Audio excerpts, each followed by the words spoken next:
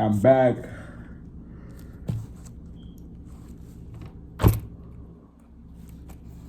Forgive me for my inconsistency. Trust me, I'm more mad at myself than anyone could be. Poor. Just been lazy. I've been lazy. I'm not even gonna lie. I've been lazy. I did not want to read. I was just lazy. But I want to dedicate my morning and to just reading. Even though I procrastinated a little bit, forced myself. Took a minute for me to finally read, but I'm glad that I'm doing it. Anyway, I left off where Lem was finally set on a mission and goal for when he sees the outsider. If it sees it, he will finish it once and for all. And Travis's bring out personality in Nora that she's never seen before. The two couples are really getting closer and closer as we continue reading. But yeah, that's where I left off a little bit. Oh my gosh, I procrastinated that bad that I'm late to go to the gym. Oh my gosh, that's so bad. But anyway.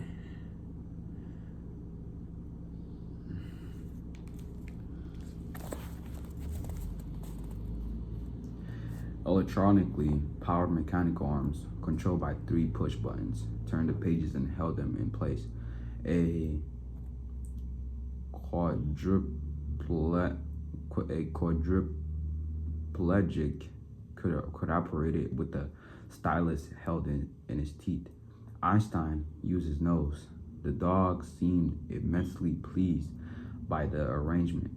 Now, he whimpered softly about something he had just read, pushed one of the buttons, and turned another page. Travis spelled wicked and picked up a lot of points by using a double square.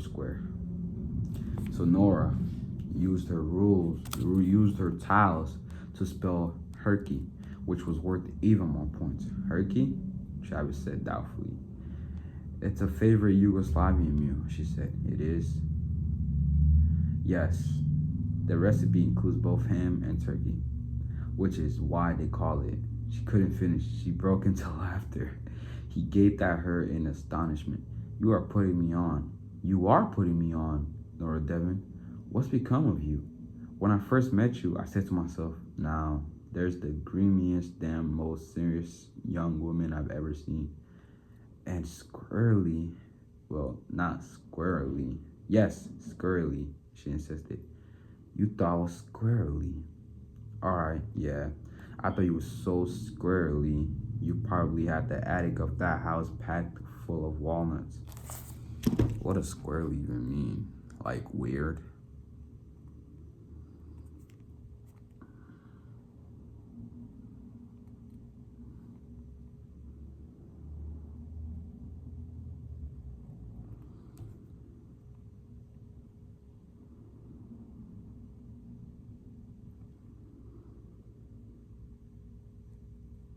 Oh, it's not a real word. It's not a real word.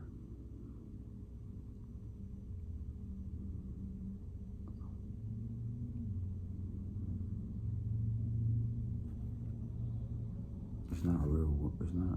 It's not a word.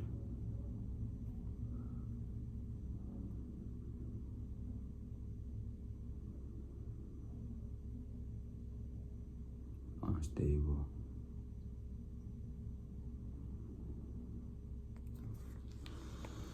All right, yeah. I thought you were so squirrely. You probably had the attic of that house packed full of walnuts. Grinning, she said, if Violet and I had lived in the South, we'd have been straight out of Faulkner, wouldn't we? Too weird even for Faulkner. But now, just look at you, making up dumb words and dumber jokes. conning me into believing them, because I never expect Nora Devon, of all people, to do such thing. You've sure changed in these few months. Thanks to you, she said. Maybe thanks to Einstein more than me. No, you most of all, she said, and abruptly she was stricken by that old shyness that had once all but paralyzed her. She looked away from him, down at her tray of Scrabble tiles, and in a low voice she said, you most of all. You most of all. I'd never have met Einstein if I hadn't met you, and you cared about me, worried about me, saw something in me that I couldn't see. You remade me. No, he said, you give me too much credit. You didn't have to be remade. This Nora was always there, inside the old one, like a flower all cramped up and hidden inside a drab little seed. You just had to be encouraged to, well, to grow and bloom. She could not look at him. She felt as if a tremendous stone had been placed on the back of her neck, forcing her to bow her head. She was blushing, but she found the courage to say, it's so damn hard to bloom, to change, even when you want to change. Even when you want to change, want it more than anything in the world, it's hard. Desire to change isn't enough, or desperation couldn't be done without love. Her voice had dropped to a whisper, and she was unable to lift it. Love is like water. Love is like the water in the sun that make the seed grow. He said, Nora, look at me.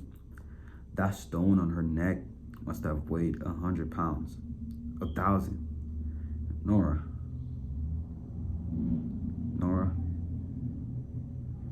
it weighed a ton. Nora, I love you too.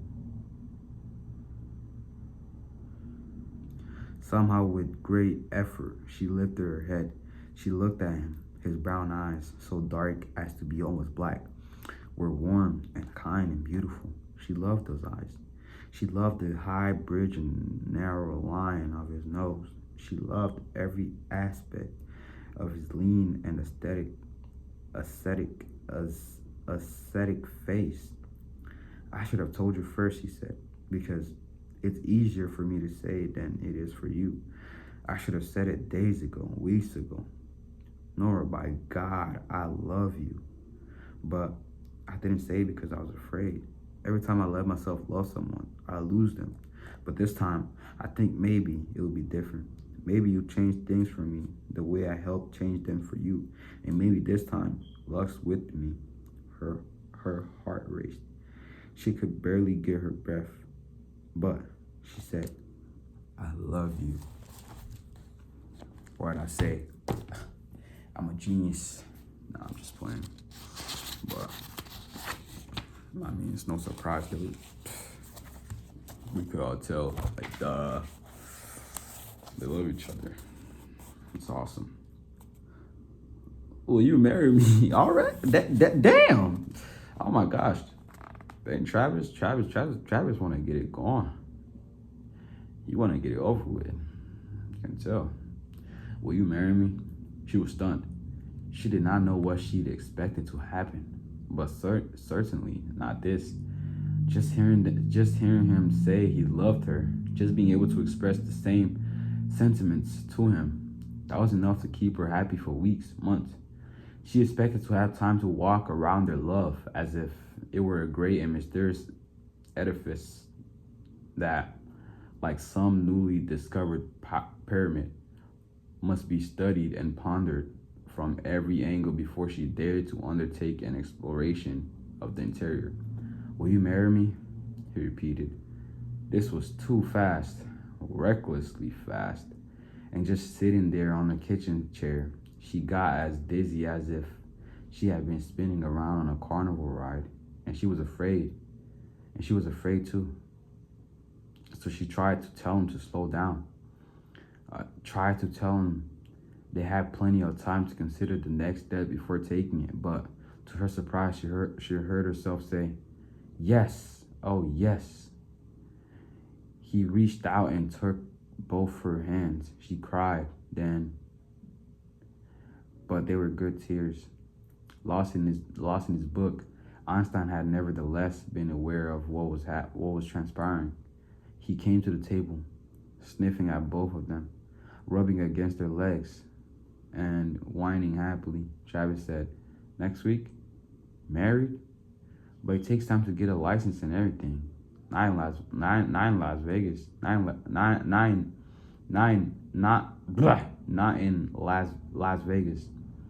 in Las Vegas.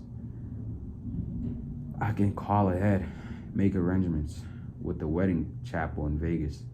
We can go next week and be married." Crying and laughing at the same time, she said, "All right." "Terrific," Travis said, grinning. Man, Travis is, wow, moving fast. Einstein wagged his tail furiously. Yes, yes, yes, yes, yes. 5. On Wednesday, the 4th of August, working on a contract for the... Yes, Vince Nasco is back. I haven't read about him in a minute. Working on a contract for the Tetrana family of San Francisco. Vince Nasco hit a little cockroach named Lou Patangela. The cockroach had turned state's evidence and was scheduled in September to testify in court against members of the Tetrana organization. Johnny the Wire Santini, computer hacker for the mob, had used his high-tech expertise to invade federal computer files and locate Petangela. The cockroach was living under the protection of 2 federal marshals in a safe housing, of all places, Redondo Beach, south of LA. After testifying this autumn, he was scheduled to be given a new identity and a new life in Connecticut. But of course, he was not going to live that long, because Vince would probably have to waste one or both of the marshals to get at Petangela. The robout was going to bring a lot of heat, so the Ragnas offered him a very high price, $60,000. They had no way of knowing that the need to kill more than one man. They had no way of knowing that the need to kill more than one man was a bonus to Vince. It made the job more, not less, attractive. He ran surveillance on Petangela for almost a week, using a different vehicle every day to avoid being spotted by the cockroach's bodyguards. They did not often let Petangela outside, but they were still more confident of their hiding place than they should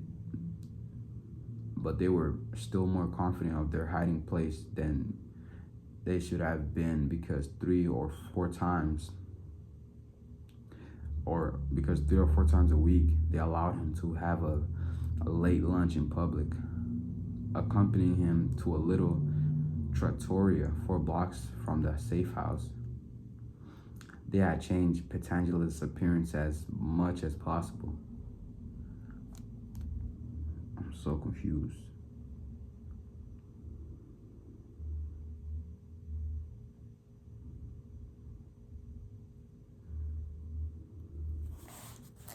I'm guessing the cockroach is a person.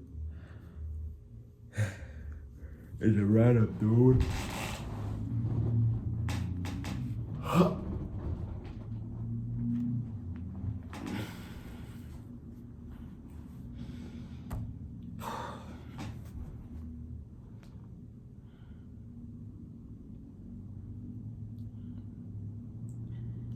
He had once had thick black hair that he had worn longish over his collar. Now his hair was cut short and dyed light brown.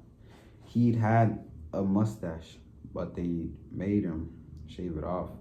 He had been 60 pounds overweight, but after 2 months to the care of the marshals, he had lost about 40 pounds. Nevertheless, Vince recognized him. On Wednesday, August 4th, they took Petangela to the trattoria at 1 o'clock. As usual, at 10 minutes past 1, Vince strolled strolled strolled in to have his own lunch. The restaurant had only 8 tables in the middle and 6 booths along each side wall. It looked clean, but it had too much Italian kits, kits, kits for Vince's taste.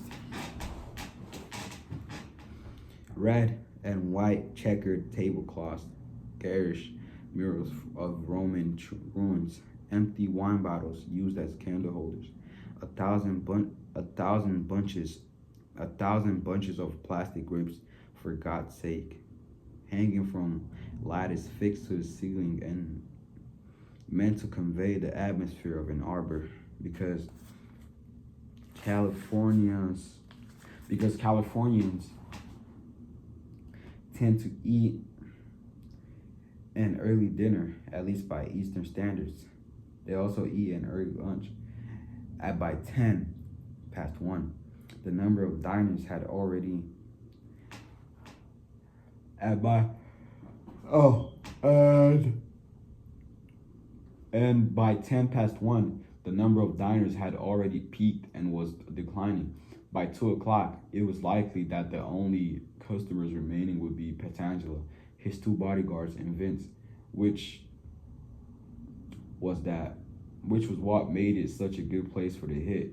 The trattoria was too small to bother with the hostess at lunch, and a sign told guests to seat themselves. Vince walked back through the room, past the Petangelo party, to an empty booth behind him. Vince had given a lot of thought to his clothes. He was wearing rope sandals, red cotton shorts, and a white t-shirt on which were blue waves, a yellow sun, and the words another California body. Another California body. His aviator sunglasses were mirrored. He carried an open-top canvas beach bag that was boldly lettered "My Stuff." If you glanced in the bag when he walked past, you see a tightly rolled towel, bottles of tanning lotion, a small radio, and a hairbrush, but you wouldn't see the fully automatic silencer-equipped Uzi pistol with the 40-round magazine hidden in the bottom. With his deep tan to complement the outfit, he achieved the look he wanted. A very fit but aging surfer, a leisure-sodded, shiftless, and probably harebrained jerk who would be beaching it every day. Pretending to be young and still self-intoxicated when he was 60. He only glanced uninterestingly at Petangelo and the marshals, but he was aware of them giving him the once over, then dismissing him as harmless. Perfect. The booth had high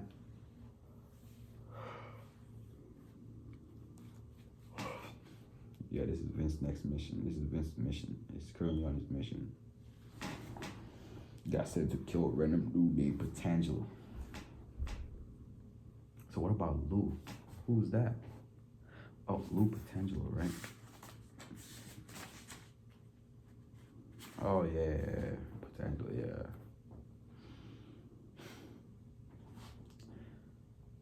But he could hear the cockroach and the marshals talking now and then, mostly about the baseball and women. After a week of surveillance, Vince knew that Petangelo never left the trattoria sooner than 2:30, usually 3 o'clock, evidently because he insisted on an appetizer, a salad, a main course, and dessert. The whole works. That gave Vince time for a salad and an order of linguine with calm sauce. His waitress was about 20, white blonde, pretty, and as deeply tanned as Vince. She had the hip look and sound of a beach girl, and she started coming on to him right away while taking his order. He figured she was one of those saniffs whose brain was as sun-fried as her body. She probably spent every summer evening on the beach, doing dope of every description, spreading her legs for any stud who vaguely interested her, and most of them would interest her, which meant that no matter how healthy she looked, she was disease ridden. So Vince was calling her a bop.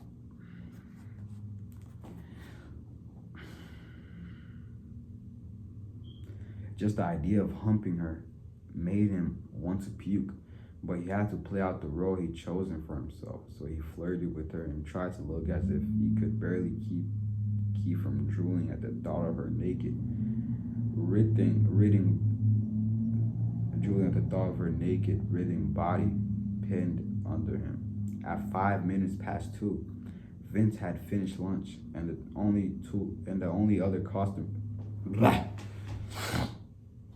At 5 minutes past 2, Vince had finished lunch, and the only other customers in the place were Petangela and the two marshals. One of the waitresses had left for the day, and the other two were in the kitchen. It could not have been better. The beach bag was on the booth beside him. He reached into it and withdrew the Uzi pistol.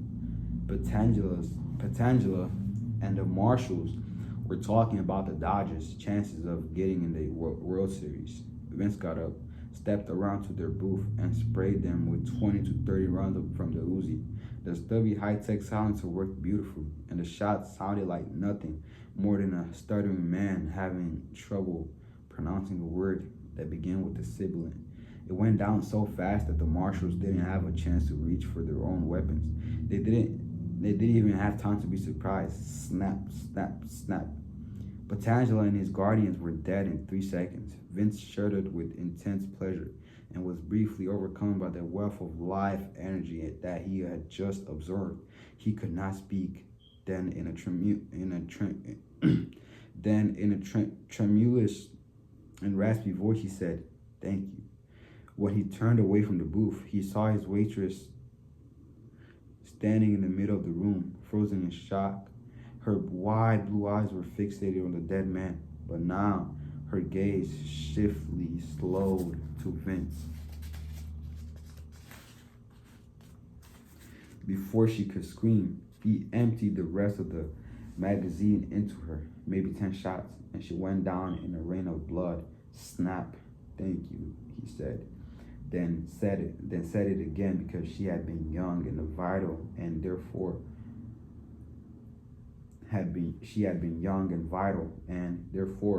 of more use to him.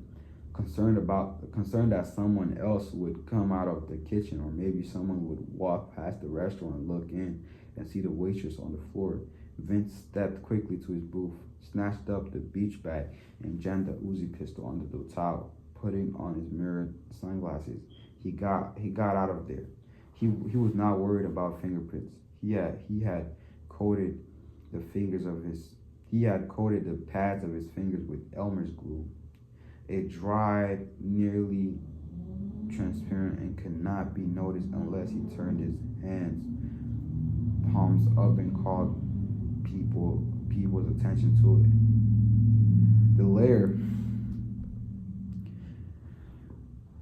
The layer of glue was thick enough to fill the minute lines in the skin, leaving the fingertips smooth. Outside, he walked to the end of the block, turned the corner, and got into his van, which was parked at the curb. As far as he could tell, no one gave him a second look. He went to the ocean, looking forward to some time in the sun and an invigorating swim.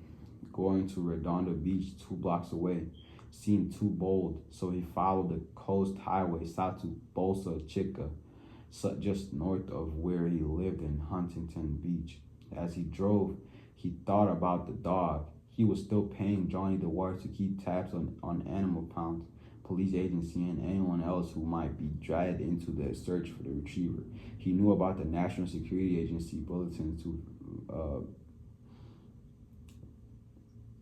veterinarians and animal control authorities in 3 states, and he also knew about the NSA has so far had no luck. Maybe the dog had been killed by a car, or by the creature that Huston had called the outsider, or by a coyote pack in the hills. But Vince didn't want to believe it was dead because that would mean an end to his dream of making a huge financial killing with the dog, either by ransoming it back to the authorities or selling it to a rich showbiz type who could work up an act with it, or by finding some means of using the animal's secret intelligence to pull a safe and profitable scam on unsuspecting marks. What he preferred to believe was that someone had found the dog and had taken it home as a pet. If he could just locate the people who had the dog, he could buy it from them or blow them away and just take them up. But where the hell was he supposed to look? How was he supposed to find them?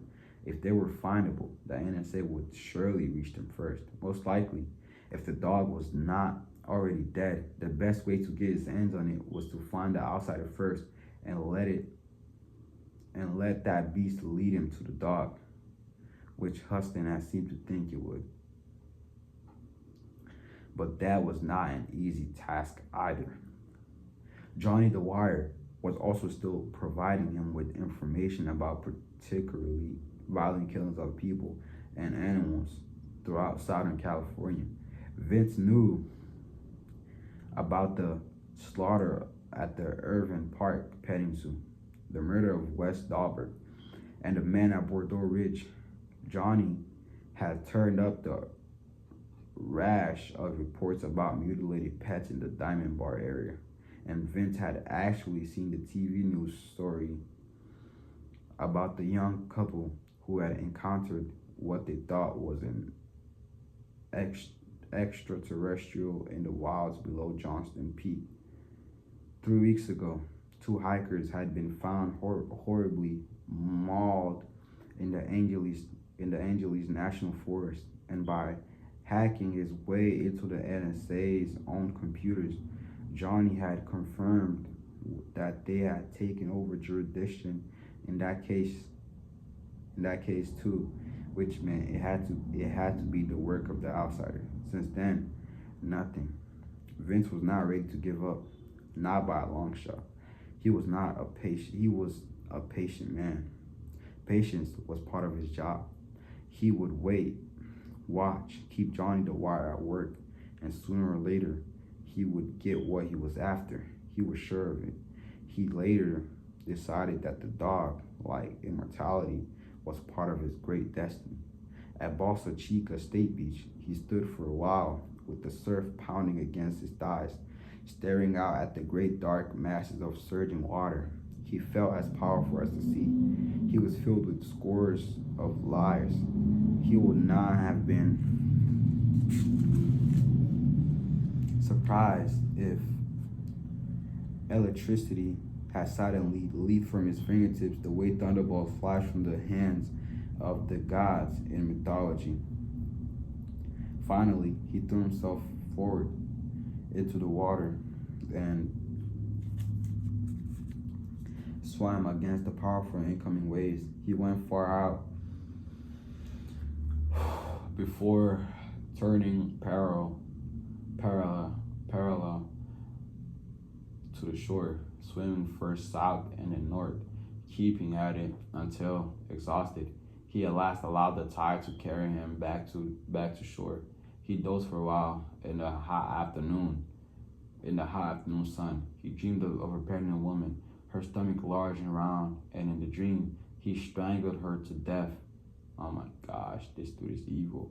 He often dreamed of killing children, or even better, the unborn children of pregnant women, because it was something he longed to do in real life. Child murder was, of course, much too dangerous. It was a pleasure he had. He had to deny himself, though a child's life energy would be the richest, the purest, the most worthy of absorption. Too dangerous by far. He couldn't indulge in fantaside until he was certain he had achieved immortality, whereupon he would no longer need to fear the police or anyone else. Although he often had such dreams, the one he woke from on Balsa Chica Beach struck him as more meaningful than others of his type. It felt different, prophetic. He sat yawning and blinking in the water in the western sun, pretending not to notice the bikini girls who were giving him the eye. And he told himself that this dream was a glimpse of pleasure to come. One day, he would actually feel his hands around the throat of a pregnant woman like the one in the dream, and he would know the ultimate thrill, receive the ultimate gift, not only her life energy, but the pure, untapped energy of the unborn in her womb. Feeling like $1,000,000, he returned to his van, drove home, showered, and went out to dinner at the nearest Stuart Anderson steakhouse, where he treated himself to filet mignon. Einstein bolted past Travis, out of the kitchen, across the small dining room, disappearing into the living room, carrying the leash. Travis went after him. Einstein was hiding behind a sofa. Travis said, "Listen, it's not going to hurt." The dog watched him warily. "We've got to take care of this before we go off to Vegas. The vet will give you a couple of shots. Vaccinate you against distemper and rabies. It's for your own good, and it really won't hurt, really. Then we'll get you a license, which we should have done weeks ago." One bark, no. Yes, we will, no. Crouching, holding the leash by the clip with which he would attach it to the collar, Travis took a step toward Einstein. The retriever scrambled away. He ran to the armchair, leaped up, and stood on that observation platform, watching Travis intently. Coming slowly out from behind the sofa, Travis said, "Now, you listen up, Furface. I'm your master." One bark, frowning, Travis said, "Oh yes, I am your master. You may be one damn smart dog, but you're still the dog, and I'm the man. And I'm telling you that we're going to the vet." One bark, leaning against the dining room archway, arms folded, smiling, Nora said, "I think he's trying to give you a taste of what children are like, in case we ever decide to have any." Travis lunged toward the dog. Einstein flew off his perch and was already out of the room when Travis, unable to halt, fell over the armchair. Laughing, Nora said, "This is vastly entertaining." "Where'd he go?" Travis demanded. She pointed to the hallway that led to the 2 bedrooms and bath. He found the retriever in the master bedroom, standing on the bed, facing the doorway. "You can't win," Travis said. "This is for your own good, damn it. And you're going to have those shots whether you like it or not." Oh, I'm stalling. 10:30. Oh my gosh. I need to go to the gym. Alright, that's the end of my reading. So a quick recap of what I read. Travis proposed. Yes. And Nora said yes. So they're both getting married in Vegas because it's nice, quick, and easy.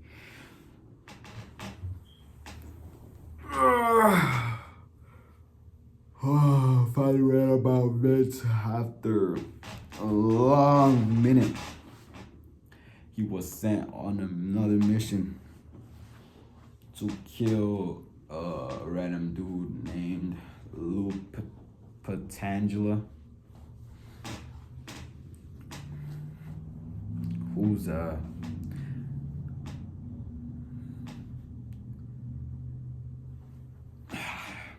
level man in terms of wealth, because why would he be? In terms of wealth, or in terms of wealth and importance.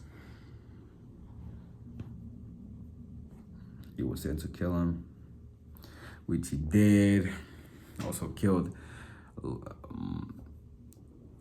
a random girl, a random waitress, and the 2 marshals that were there to protect Lou Patangela.